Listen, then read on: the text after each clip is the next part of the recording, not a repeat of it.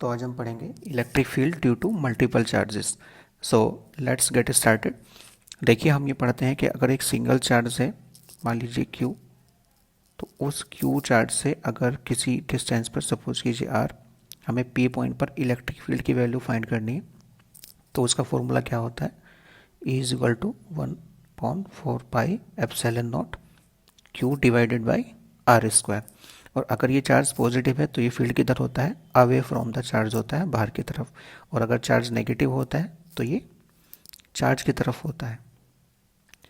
तो स्टार्ट करते हैं। मल्टीपल चार्जेस का मतलब ये हुआ कि अगर मान लीजिए स्पेस में more than one charges present हैं तो वो किसी पर्टिकुलर पॉइंट पर कितना इलेक्ट्रिक फील्ड प्रोड्यूस करेंगे। तो हम इसमें क्या करते हैं, मान लीजिए हमारे पास एक चार्ज है, सपोज Q1, और इस Q1 पॉइंट से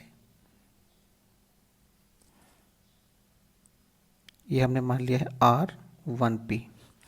R1P का मतलब है कि Q1 से P तक की डिस्टेंस क्या है? R1P है। मान लीजिए हमारे पास में एक चार्ज और है और उसको हमने Q2 नाम दिया है, और Q2 से P तक की डिस्टेंस हमने मान ली है R2P। इसी तरह से अनदर चार्ज हम Q3 मान सकते हैं, जिसकी P से डिस्टेंस क्या है? R3P। इसी तरह से और भी चार्जेस हो सकते हैं, Q4, Q5, Q6 etcetera up to Qn तक हो सकते हैं, लेकिन डायग्राम में हम केवल Q1, Q2 और Q3 ही शो कर रहे हैं, otherwise diagram will be more complex. तो इसको प्रोसीड कैसे करते हैं? देखिए, हमारे पास में तीन चार्जेस हैं, Q1, Q2 एंड Q3। तो हमें क्या करना है, हमें P पॉइंट पर हर एक चार्ज की वजह से इलेक्ट्रिक फील्ड प्रोड्यूस करना है, और Q1, Q2, Q3 तीनों हम पॉजिटिव मान रहे हैं। तो किसी पर्टिकुलर चार्ज की वजह से किसी गिवन पॉइंट पर कितना फील्ड होता है, तो अभी हमने देखा था फॉर्मूला क्या होता है, E is equal to 1/4πε0 Q upon R square. तो हम क्या करेंगे, सबसे पहले P पॉइंट पर इलेक्ट्रिक फील्ड कैलकुलेट करेंगे ड्यू टू चार्ज Q1। तो देखिए, Q1 चार्ज यहाँ पर आप देख सकते हैं, तो कितना इलेक्ट्रिक फील्ड होगा? सो electric field at point P due to charge Q1। सो इसको मैं मान लेता हूँ E1 1/4πε0 Q1 divided by R1P square. अब देखिए, यहाँ पर इलेक्ट्रिक फील्ड का ये मैग्नीट्यूड है केवल। अगर इसको हमें डायरेक्शन के साथ दिखाना है तो यहाँ पर हम एक वेक्टर लगाएंगे और R1P एक यूनिट वेक्टर यहाँ पर ऐड कर देंगे, क्योंकि यहाँ पर हमें इलेक्ट्रिक फील्ड एक वेक्टर क्वांटिटी है और ये इलेक्ट्रिक फील्ड की डायरेक्शन होगी E1 की। क्योंकि चार्ज कैसा है, Q1 पॉजिटिव, पॉजिटिव चार्ज की वजह किसी पॉइंट पर जो इलेक्ट्रिक फील्ड होता है वो अवे फ्रॉम द चार्ज होता है, तो ये E1 की डायरेक्शन हो गई। इसी तरह से अब हम इलेक्ट्रिक फील्ड निकालेंगे ड्यू टू चार्ज Q2। तो P पॉइंट पर इलेक्ट्रिक फील्ड कितना होगा?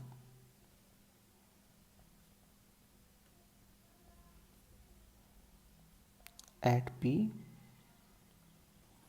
Due to charge Q2। तो जैसे हमने अभी Q1 की वजह से निकाला है, ऐसे Q2 की वजह से निकाल लेंगे। E2 is equal to 1/4πε0 Q2 divided by R2P square, और एक यूनिट वेक्टर भी लगाएंगे। यूनिट वेक्टर कहाँ लगाते हैं? जब हमें डायरेक्शन भी दिखानी होती है। तो E2 की डायरेक्शन बताइए कैसे हो जाएगा? देखिए, Q2 यहाँ पर रखा हुआ है, Q2 भी पॉजिटिव है, तो E2 की डायरेक्शन क्या होगी? वो इस तरह से हो जाएगी। ये E2 की डायरेक्शन हो गई, अवे फ्रॉम द चार्ज। इसी तरह से हम P पॉइंट पर इलेक्ट्रिक फील्ड निकालेंगे due to charge Q3। So electric field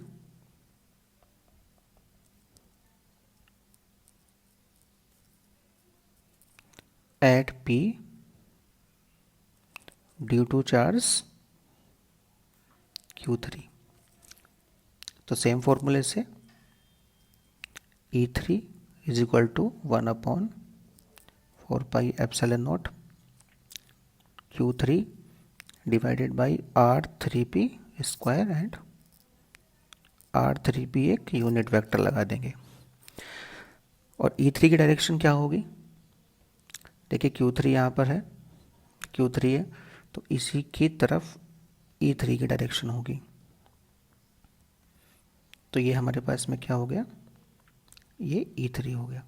ऐसे जितने भी चार्जेस होंगे Q4, Q5, Q6 की वजह से भी हम ऐसे ही इसको जनरलाइज कर सकते हैं। तो हम ये मान सकते हैं कि हमारे पास में n चार्जेस हैं। तो अगर हमें n चार्जेस का इलेक्ट्रिक फील्ड निकालना है तो हम कैसे निकालेंगे? तो उसी तरह से हम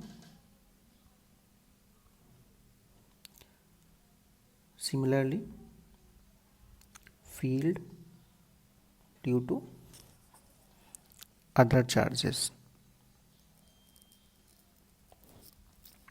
तो ऐसे ही आप क्या कर सकते हैं, E4 निकाल सकते हैं। तो E4 क्या आ जाएगा? 1/4 pi epsilon not Q4 divided by R4P। तो जैसे मैंने 3 के लिए R3P लिया था, 4 के लिए R4P ले लेंगे। और R4P एक यूनिट वेक्टर। इसी तरह से आप निकालते चले जाएंगे। तो अगर मेरे पास मान लो n चार्जेस हैं तो nth चार्ज के लिए फील्ड में क्या मान लूँगा? En 1/4 पाई एप्सिलॉन नॉट, यहाँ Qn लिख दिया जाएगा। तो देखिए फोर्थ चार्ज के लिए मैंने 4P का यूज़ किया था, तो nth चार्ज के लिए NP का यूज़ कर सकता हूँ। तो RNP यूनिट वेक्टर।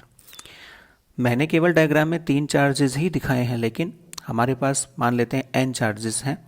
तो चार्जेस तो कितने भी हो सकते हैं, एक से ज़्यादा, कितने भी, 2, 3, 4, 5 अप टू n चार्ज। तो हमें अगर P पॉइंट पर टोटल फील्ड निकालना है या नेट इलेक्ट्रिक फील्ड निकालना है, तो इन सब इलेक्ट्रिक फील्ड को हम ऐड कर देंगे बाय यूजिंग वेक्टर मेथड। सो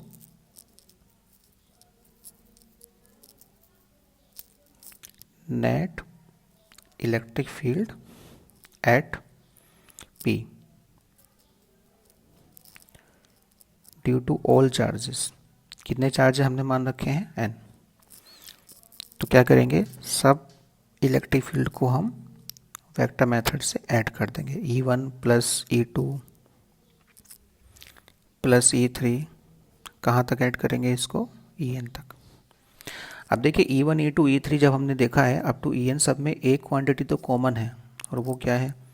देखिए E1 में भी 1/4 पाई एप्सिलॉन नॉट आ रहा है, E2 में भी 1/4 पाई एप्सिलॉन नॉट आ रहा है, तो ये क्वांटिटी सभी में कॉमन है। तो हम क्या करेंगे, जब ऐड करेंगे तो 1/4 पाई एप्सिलॉन नॉट को बाहर ले लेंगे। So E is equal to 1/4 pi epsilon naught, और ब्रैकेट में E1 में क्या बचेगा ब्रैकेट में? देखिए Q2/R2P square and R2P unit vector. तो इसको हम ब्रैकेट में लिख लेंगे, Q2 divided by R2P square and R2P unit vector, plus similarly Q3 divided by R3P square और R3P यूनिट वेक्टर, प्लस ऐसे ही लिखते चले आएंगे। लास्ट वाले के लिए क्या आएगा? Qn divided by RNP square और RNP यूनिट वेक्टर। तो ये हमारी एक एक्सटेंडेड फॉर्म हो गई, लेकिन हमें क्या करना है, इसको शॉर्ट फॉर्म में लिखना। तो इसको शॉर्ट फॉर्म में हम कैसे लिख सकते हैं? देखिए जैसे हमने फोर्सेस बिटवीन मल्टीपल चार्जेस में निकाला था, तो इसको शॉर्ट में लिखने का तरीका क्या है? देखिए 1/4 पाई एप्सिलॉन नॉट सभी में आएगा ही। तो यहाँ पर कहाँ से स्टार्ट हो रहे हैं हमारे? Q2, Q3, Q4 इस तरह से, मीन्स Q1, सॉरी ये R1P है। ऐसे ही Q2 के लिए, Q3 के लिए, ये सब हम ऐड करते चले जाएंगे। यहाँ पर 2P है NP तक। तो कहाँ से स्टार्ट करेंगे? तो हम यहाँ पर लिख देंगे Qn डिवाइडेड बाय R। अब देखिए 1P, 2P, 3P सब जगह आ रहा है, तो P तो सभी में है, तो NP स्क्वायर और NP यूनिट वेक्टर, और यहाँ पर हम लगा देंगे सिग्मा। n कहाँ से कहाँ तक है? यहाँ पर देखिए n की वैल्यू 1 से स्टार्ट हो गई है यहाँ पर, तो n equal to 1 to n। आप इसको क्यू आई की फॉर्म में भी लिख सकते हैं, आप चाहें तो ऐसे भी लिख सकते हैं कि हम इसको यहाँ पर क्यू एन की जगह पर क्यू आई लिख दें। ऐसे भी इसको लिखा जा सकता है 1/4πε0 Q I divided by RIP² and RIP। I कहाँ से कहाँ तक है, यहाँ पर आई की वैल्यू 1 से स्टार्ट है और n तक है। तो ये बस एक शॉर्ट फॉर्म है जो इसको लिखने की है। इसको बस हम न्यूमेरिकल में नहीं लिखते हैं, बट डेरिवेशन जब हम करते हैं फोर्स मतलब electric field due to multiple charges, उसी में इसको लिखा जाता है। प्रैक्टिकली जब हम न्यूमेरिकल करते हैं तो किस तरह से सॉल्व करते हैं, तो उसको एक छोटे से एग्जांपल से समझ लेते हैं। मान लीजिए हमारे पास में पहले 2 चार्जेस की वजह देखते हैं। मान लो हमारे पास में 2 चार्जेस हैं, एक है मान लीजिए Q1 और एक मान लेते हैं हम Q2, और एक पॉइंट P मान लेते हैं। तो मान लीजिए Q1 से Q2 की डिस्टेंस है 20 सेंटीमीटर और Q2 की P से डिस्टेंस है 10 सेंटीमीटर। Q1 की वैल्यू आप मान सकते हैं 4 माइक्रोकूलम है, Q2 की वैल्यू आप मान सकते हैं 2 माइक्रोकूलम है। तो अगर आपसे पूछा जाए कि P पॉइंट पर कितना इलेक्ट्रिक फील्ड प्रोड्यूस होगा due two charges Q1 and Q2, तो आप कैसे करेंगे। सबसे पहले आप क्या करेंगे, Q1 की वजह से इलेक्ट्रिक फील्ड निकालेंगे P पॉइंट पर, उसको हम E1 मान लेंगे। तो 1/4πε0 Q1 डिवाइडेड बाय, मान लीजिए ये A पॉइंट पर रखा है, ये B पर रखा है, तो AB² फॉर्मूले से। तो 1/4πε0 9 × 10⁻⁹। Q1 कितना है 4 माइक्रोकूलम, इसको आप कूलम में लिख लीजिए 10⁻⁻6 से मल्टीप्लाई करके, डिवाइड बाई AP कितना है, A से P तक की डिस्टेंस कितनी है, देखिए 20 ये है और 10 ये है, टोटल कितना हुआ 30 सेंटीमीटर। और 30 सेंटीमीटर मीटर में कैसे लिखा जाएगा, 10⁻⁻2 से मल्टीप्लाई करके इसको स्क्वायर कर दीजिए। तो आपको एक फील्ड यहाँ पर मिल जाएगा न्यूटन पर कूलम। लेकिन उसकी डायरेक्शन क्या होगी, देखिए Q1 तो पॉजिटिव है, तो डायरेक्शन किधर हो जाएगी, अवे फ्रॉम द चार्ज, तो ये E1 हो जाएगा। तो इस वैल्यू को आप निकाल करके देखिएगा। उसी तरह से हम Q2 चार्ज की वजह से P पर इलेक्ट्रिक फील्ड निकालेंगे, उसको हम E2 मान लेते हैं। तो 1/4πε0 Q2 divided by Q2 B पर रखा है, P तक की डिस्टेंस BP²। तो ये कितना होगा 9 × 10⁻⁹। Q2 की वैल्यू है 2 माइक्रोकूलम, तो 2 × 10⁻⁻6, और BP कितना है 10 सेंटीमीटर, तो 10 × 10⁻⁻2 मीटर। इसको भी हम सिंप्लीफाई करके निकाल सकते हैं, तो हमें E2 मिल जाएगा। तो ये आप इसको सॉल्व कीजिएगा। अब E2 की डायरेक्शन क्या है, E2 की डायरेक्शन भी इधर ही होगी, क्योंकि Q2 कैसा चार्ज है, पॉजिटिव। तो पॉजिटिव चार्ज की वजह से जो इलेक्ट्रिक फील्ड होता है वो अवे फ्रॉम द चार्ज होता है। तो आप देख सकते हैं E1 और E2 दोनों एक ही डायरेक्शन में है, तो P पॉइंट पर जो टोटल इलेक्ट्रिक फील्ड होगा वो क्या हो जाएगा, टोटल इलेक्ट्रिक फील्ड और net electric field at P। तो जब ये दोनों क्वांटिटीज़ एक ही डायरेक्शन में है तो टोटल इलेक्ट्रिक फील्ड हम क्या करेंगे, ऐड कर देंगे। E1 + E2 दोनों को हम ऐड कर देंगे तो हमें क्या मिल जाता है, टोटल इलेक्ट्रिक फील्ड मिल जाता है। इसको आप आराम से सिंप्लीफाई करके वैल्यू निकाल सकते हैं। ये मैंने एक एग्जांपल दिया है इंट्रोडक्शन के तौर पर, लेकिन इससे भी कॉम्प्लेक्स एग्जांपल्स होते हैं। जब 3 चार्जेस को हम रखते हैं, 4 चार्जेस को हम रखते हैं, तो उसके लिए हम एक अलग से वीडियो बनाएंगे।